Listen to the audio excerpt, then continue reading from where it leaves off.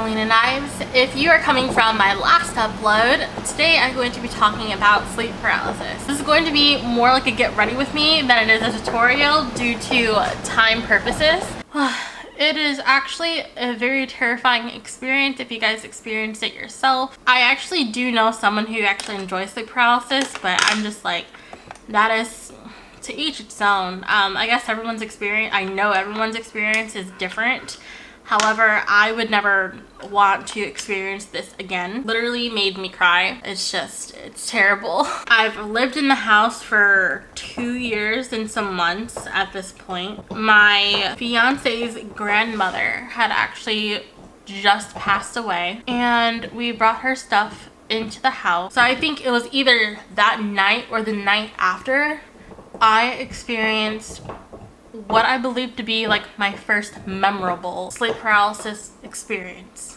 You have to watch my last video because I'm just like, it's a coincidence that every time, well, not every time, it happened twice, but when someone dies in hospice and I bring or their stuff is brought to my house, I have an episode. So I don't know what that is.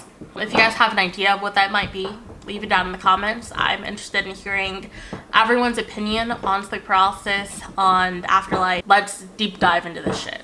I'm all for it.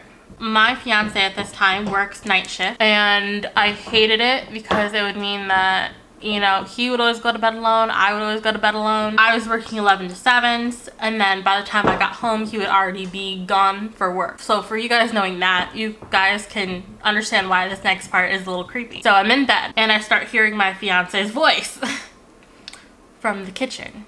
There is running water in the background.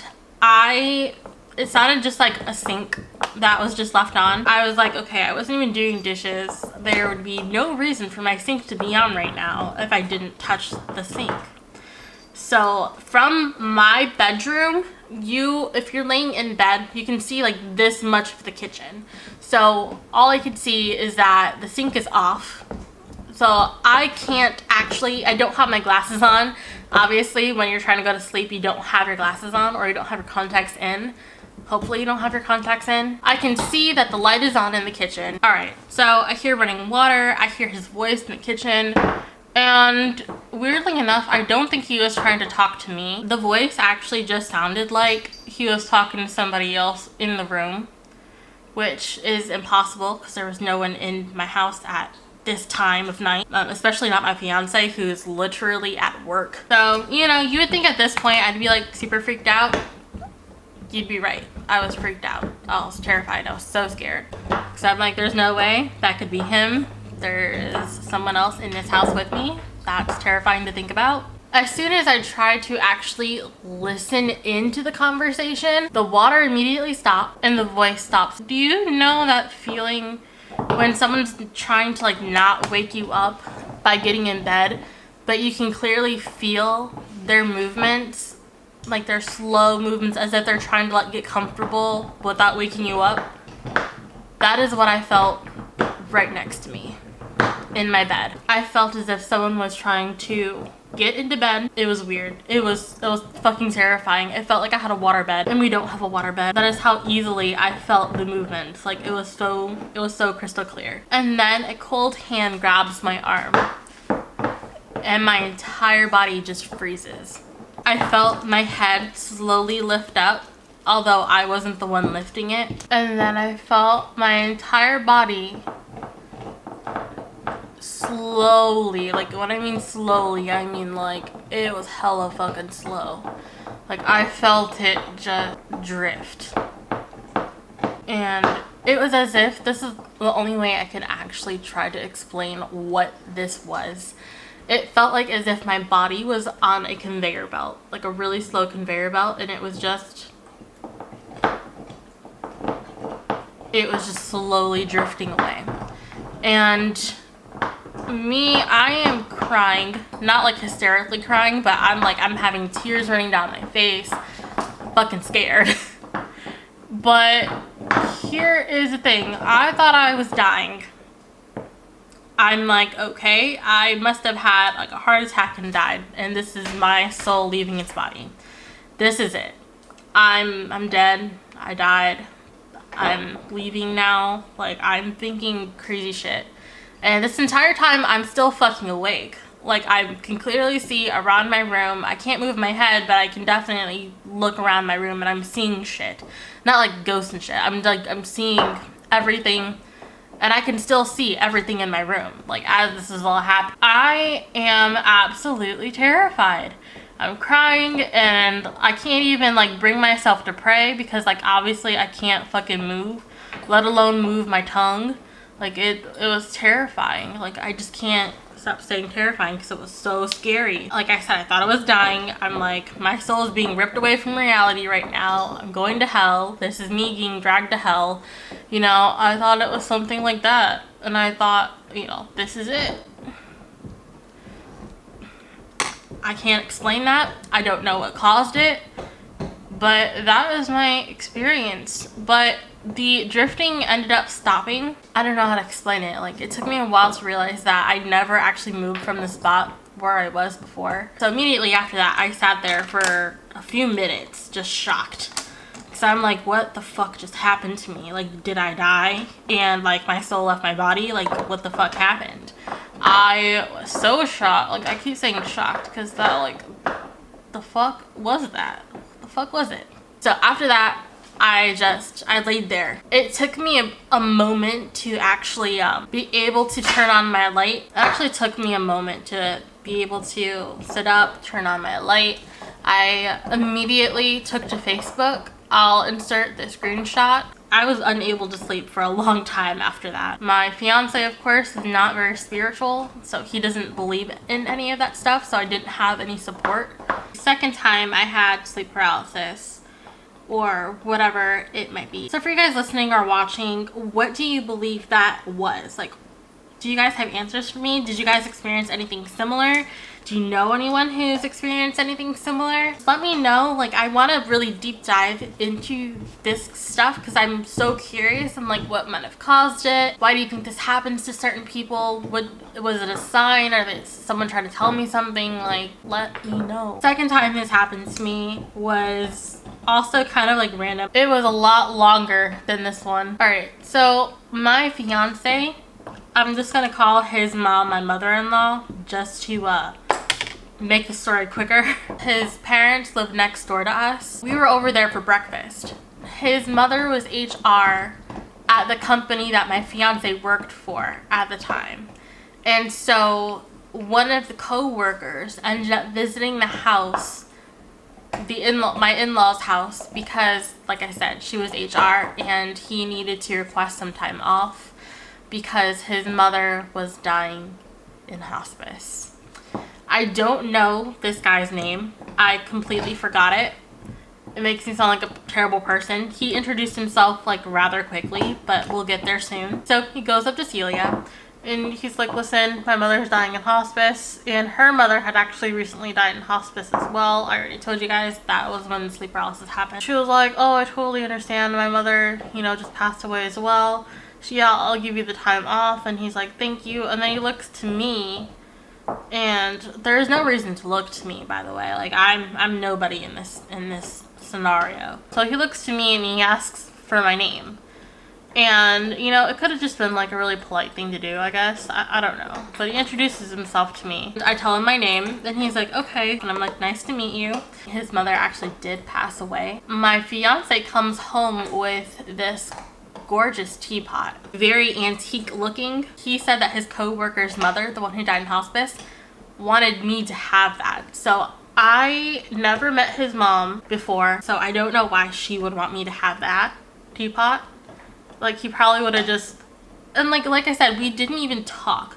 Like, the extent of our conversation was like, hi, hello, my name is, you know, like that stuff. That was literally it. Like, it was just an exchange of names. So I don't even know why he would mention me to his mom. Yeah, his mom wanted me to have that teapot. Either that night or the day after, sleep paralysis. You know, there's a pattern going on. You know, hospice, dying, and then me having sleep paralysis after one of their belongings in my house. This one was a little bit more, not thorough, but it was detailed. That's the word. This one was a lot more detailed. Oh, lordy lord. I'm like getting antsy because I fucking nuts, man. It's nuts.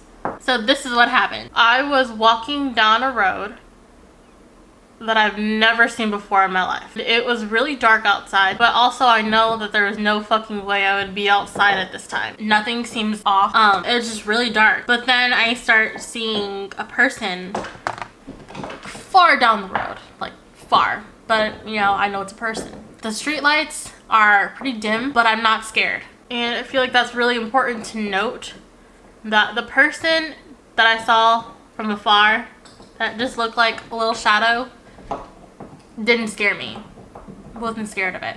However, it was like a not self-conscious, but like I was now suddenly aware that I was in an unfamiliar place at night, and that terrified me.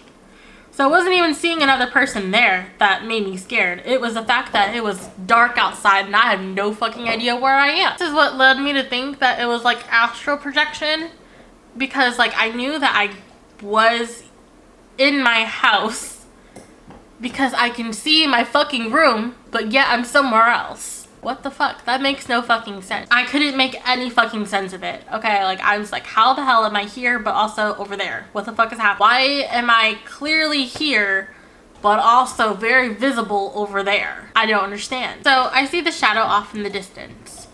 It's slowly coming this way, but like again, I'm not that scared. So then it splits off into two more figures. So there's 3 total. That was unsettling to me, but not enough to make me scared. I don't know.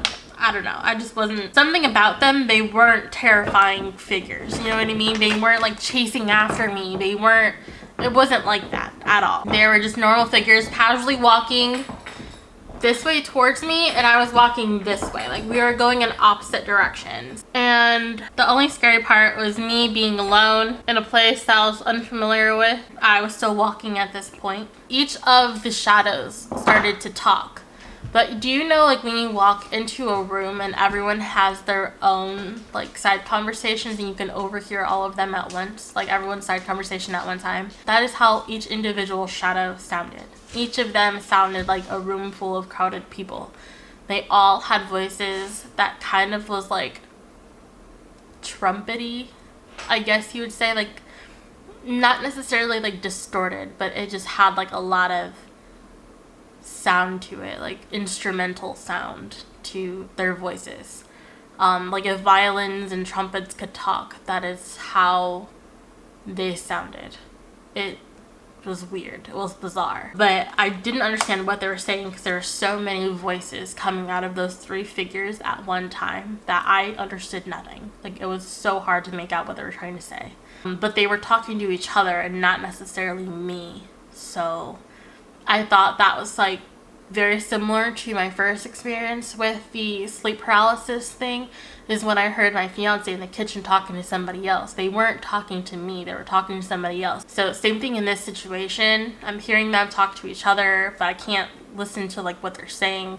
Like I can hear them talk to each other, but I can't hear what they're saying to each other. And they were all in the distance. So it was very similar to my first experience in that sense. So they started getting a little closer, but yet again, not like really menacing, you know? So they weren't like after me. They were just walking towards me. They were going in my direction. Just not knowing what exactly is going to happen. I get scared. So my response is weird. I crouch down in the grass, like in the fetal position in the grass, as if that's going to help. And I remember my rationale at that time being, maybe they won't see me.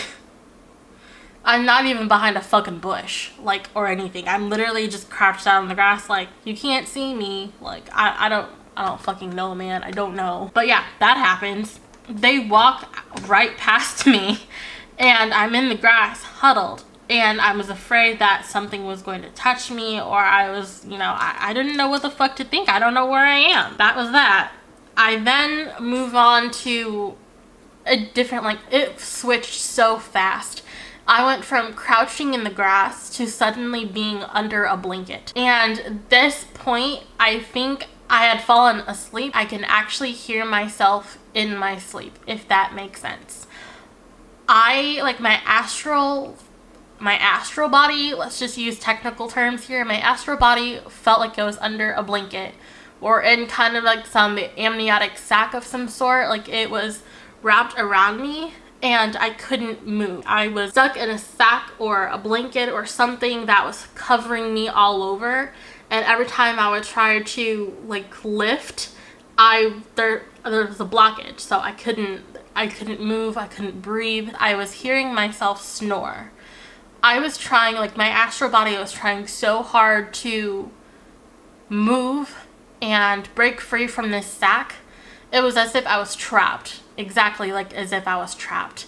I was trying to move, I was trying to breathe, and my astral body was trying to breathe so hard that my physical body was going through the same motions, and I was trying to breathe so hard that my physical body was snoring. Like it was like you know, like I don't know how to explain it. Like I was suffocating, like I was gasping for air. I was trying to breathe and I couldn't, and then it stops. So, and here's the weirdest part. As soon as it stops, I'm back in bed. And I am under the pretense that I'm done astral projecting and this whole weird thing is over with. I think I'm able to move my arm, and I'm reaching over for my fiance, who is now not on third shift. As soon as I reach over, I am facing this way towards, you know, where I was facing last time, where I could see like the kitchen and everything. I'm facing that way. And my fiance turns over. However, it's not my fiance who's next to me. It's my fucking mother. Out of all people, it was my mother who was right next to me. And it was terrifying because like she was asleep, but like I obviously, yeah, she was just asleep next to me, and she was facing me and I was facing her. I'm confused as fuck right now. I'm like, why you don't even live in this state. Like, how are you in my bed? Like, when did this happen? You know, it was so confusing. Like, the mind, the devil, like, plays tricks on you to, like, I felt insane at this point. I knew that I had to have been still in my astral projection phase, and it's just so weird because I felt like I was actually gaining back control and I was in my body, but clearly I was not, because this doesn't make sense. So I reach over and it's her. I start to feel over her body, like her silhouette almost. And I'm like tracing her, like, are you real? Like, I'm trying to like touch her. Is she tangible? You know? And as soon as I get to like right here on like where her chest is and like where her shoulders are, I'm like, is this really you? Like, I'm freaking out. Like, what the fuck? You know, like I'm freaking out. Her eyes open. I'm like, I'm out of breath right now because it was so scary. My hand literally gets like vacuum sucked into her chest, and I am trying to move my hand away, like trying to get it out of her body. That sounds so weird, but I am like, give me back my hand, give me back my hand. Her face switches to my face. She actually yells back in a version of my voice and yells that same sentence back at me. And she starts saying, give me back my hand, give me back my hand. I felt like I was ready to die at that point, because that was the most terrifying thing I've ever, you can't fucking make that shit up. You know what I mean? That is more than nightmare material.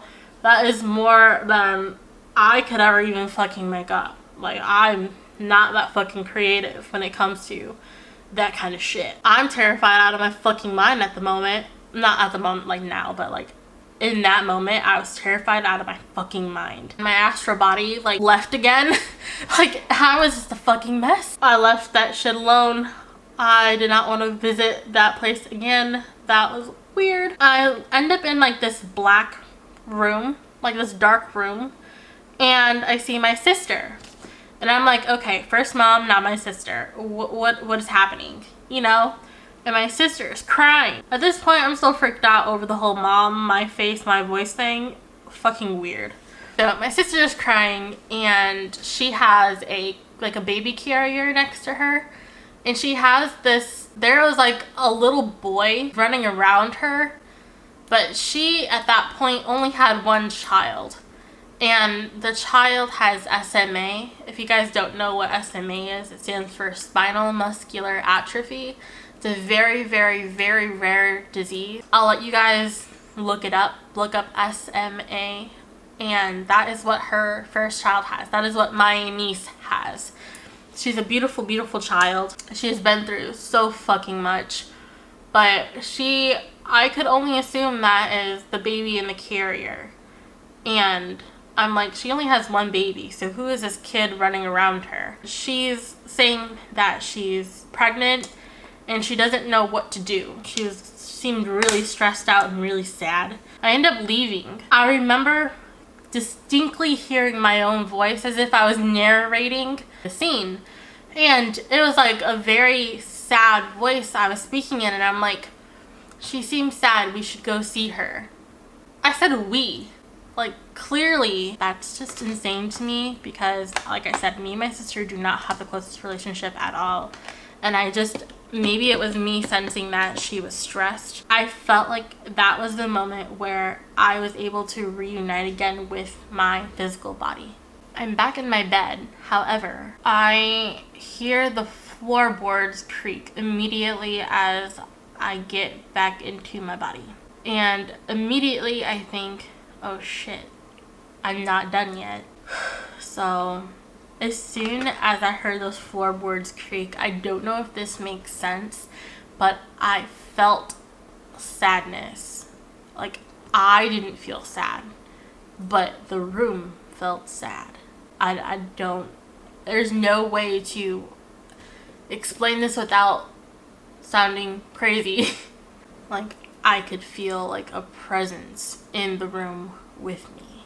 I froze naturally, as I do. And the weird thing is, my bed is actually against the wall. So for this next thing to happen, I don't understand it.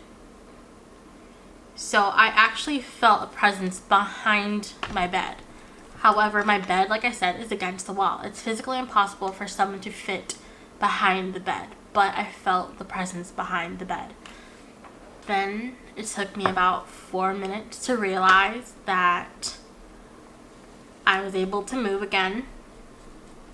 My fiance was sound asleep right next to me.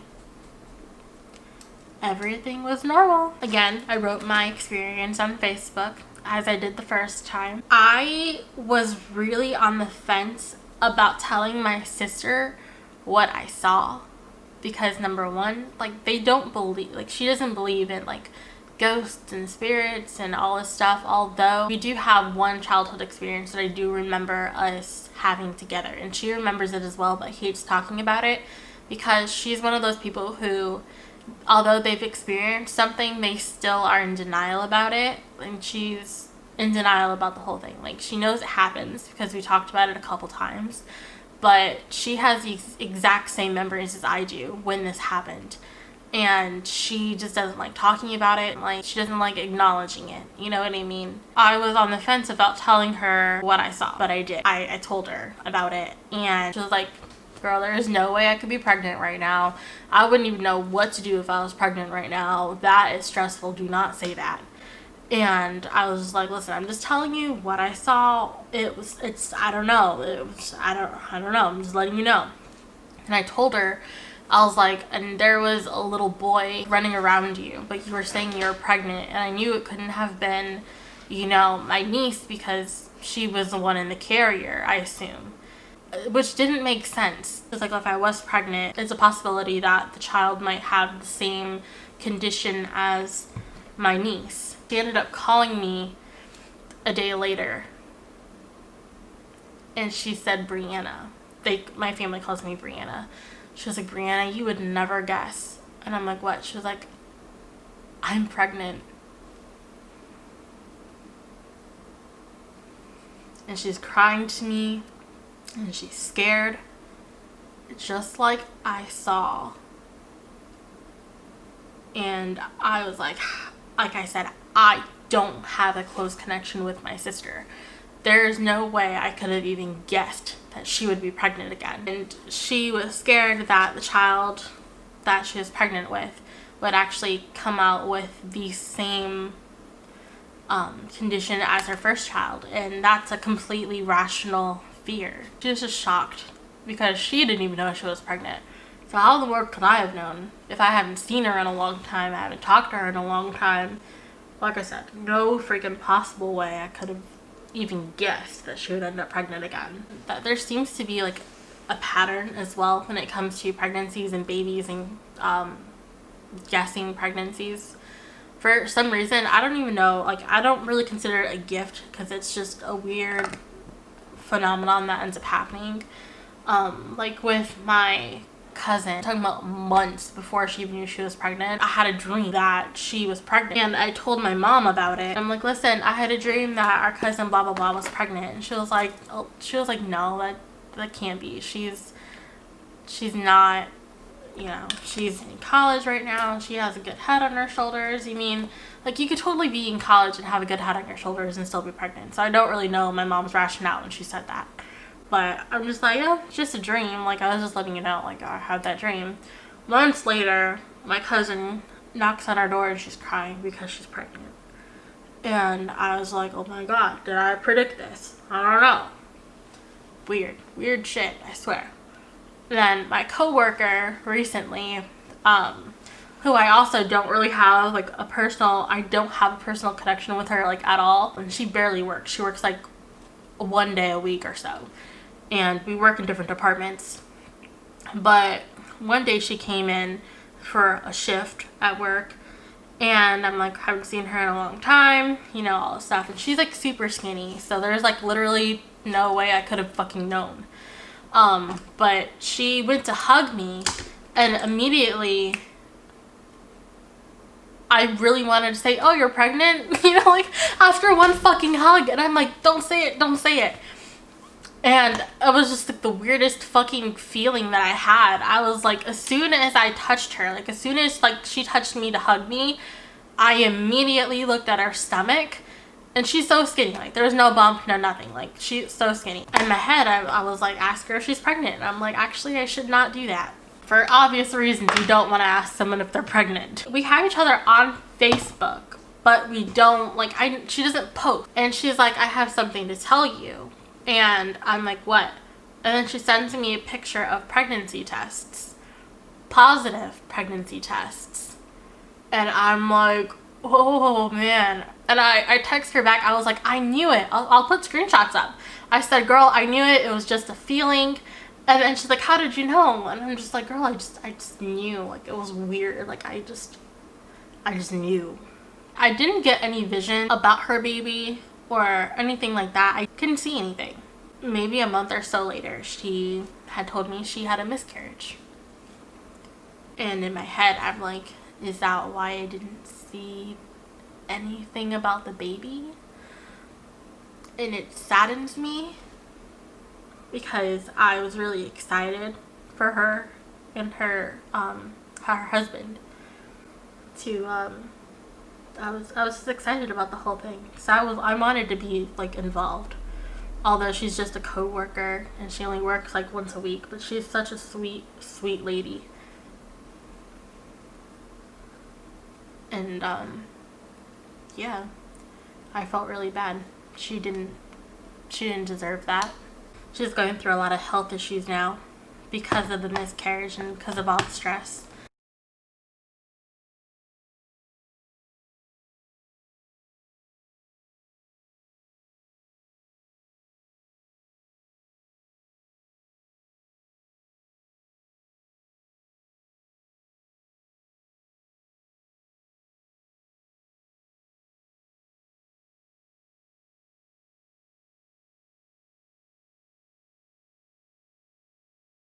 I'm the oldest of 8, and so I kind of feel like I had enough children in my life. I didn't want to continue the cycle of being a single mother, and although I do have a fiance, I know if I were to get pregnant, things would just be rocky right now for both of us. Like financially, I think we'd be okay. We'd have support. He doesn't want a kid right now. He's very focused on him, and to have another child, or to have a child in life right now, it would just distract from him.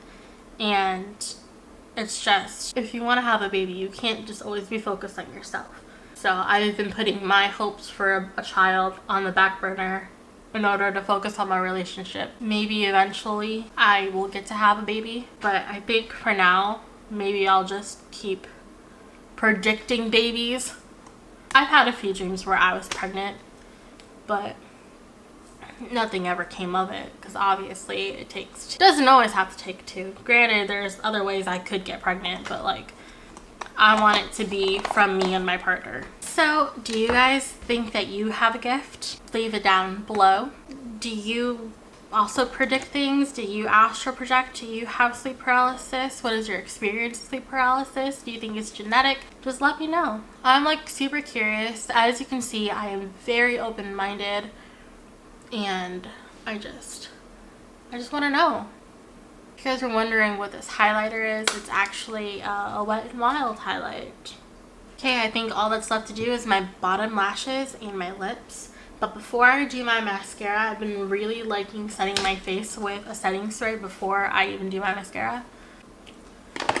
This lash is bothering me. So if you guys feel like I need to do more stories like this, just please like and subscribe. Trust me, I have a couple more experiences I could definitely talk about. So a trick: if your lash comes off, pat down your eyelid right here so it's dry. Most likely it came off because it was wet, so just pat it down, put your eyeliner back on, wait till that dries down. Alright guys, thank you so much for tuning in. I hope you guys, I don't even want to say I hope you guys enjoyed that, because like, I know I didn't enjoy that. Like, that was a lot. So thank you guys for joining me, and I will see you guys in my next video. And this is how the look came out. I'm very happy. Let me actually get bottom mascara on. So this is the finished look. You guys like it? Will you guys try to recreate it? Let me know. See you guys next time. Bye.